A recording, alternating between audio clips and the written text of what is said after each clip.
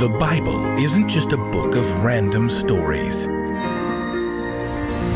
It's 66 different books that come together to tell one story. An incredible one about God's love for us. And now for an amazing story. Inspired by the book of Colossians, chapters 1 and 3. Corin sat at the kitchen table, fiddling the large, spiky palm leaves his little sister Lila dropped on a chair. He couldn't get the music that played in the morning out of his head. Hosanna, Hosanna, Hosanna in the highest. It felt strange thinking about Easter as more than just bunnies and eggs, but he was really starting to enjoy church. His small group leader, John, always welcomed him by name, and the kids smiled and waved when he entered the circle. A sharp voice pulled Corin back to the present. Jillian, the water filter on this pitcher is 4 months past date. The water is fine, Mom. You're gonna make the kids sick. Corin sighed. Ever since they'd moved back to Jonesville, where Mom grew up, Grandma Pierce came over every Sunday for dinner. She was great fun with him and Lila, but he wished she'd leave Mom alone for things that didn't even matter. Hey, Grandma, did you bring mashed potatoes? Indeed, I did. Couldn't let you eat those boxed potatoes your mother served last week. Corin saw his mom wince as she set the ham casserole on the table. The boxed ones are okay, too. During lunch, Lila insisted that they put the palm branches in a tall vase in the center of the table. Hey, Lila, we can't see with those in the way.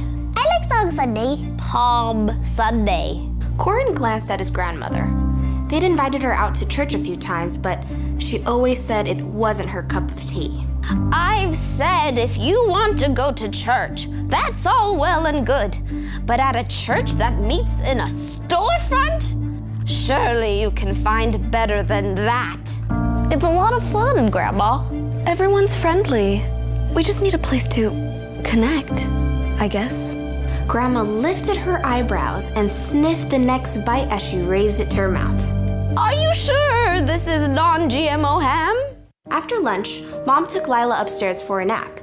Corin was torn between finishing his math homework and sneaking in a game of mind builders. But Grandma cornered him first. Help me put these in the dishwasher. Sure, Grandma. You check these palm leaves for bugs before bringing them in the house? I don't think that's responsible, giving out branches at church.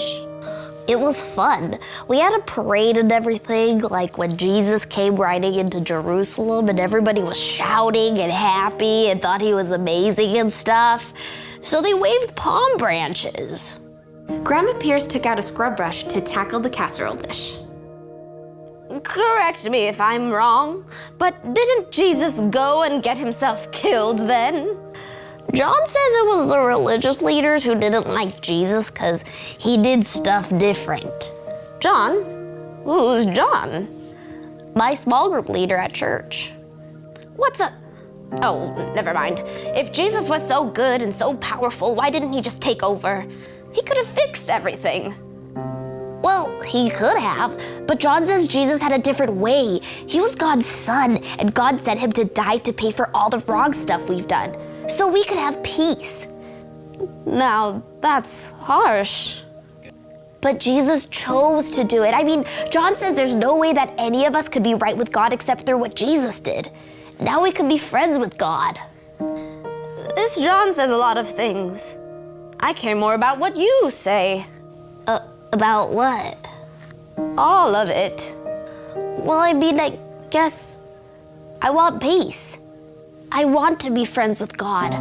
Friends with God. Grandma rinsed the casserole dish and placed it on the drainer. Then she grabbed a plate of cookies and handed it to Corin. Here, have one. Together, they sat in silence, munching on Grandma's homemade oatmeal cookies. Crumbs. Oh, sorry. Corin grabbed a piece of paper at the end of the table. He let the cookie crumbs fall on it instead of the tablecloth. What's that? What? Oh, from church. The page was something John had handed out. Printed at the top was a verse of the morning. Let's hear it. Colossians 3:15. Let the peace that Christ gives rule in your hearts. As parts of one body, you were appointed to live in peace and be thankful. Corin, you're old enough to know peace is not that easy. Click on any news site and you'll see stories about terror attacks and wars and I don't know what all. But I think, doesn't peace have to start small with us?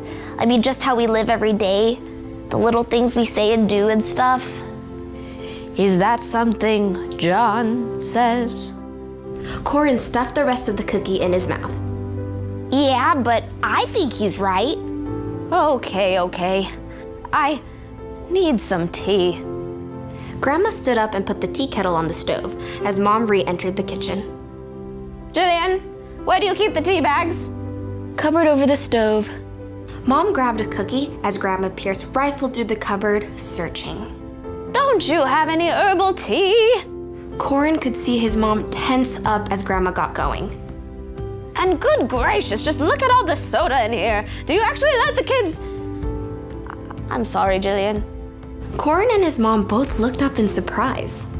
This is your home. What you stock in your pantry isn't my business. Mom relaxed, just a little. Pretty sure there's some mint tea bags in the back. Corin grabbed one of the palm leaves and waved it at his grandma. Or you could just, put one of these in your hot water. It's probably herbal. Watch it, young man. Grandma actually smiled, and Corin grinned back. Maybe it was just for the moment, but it was awfully nice to have peace in the kitchen.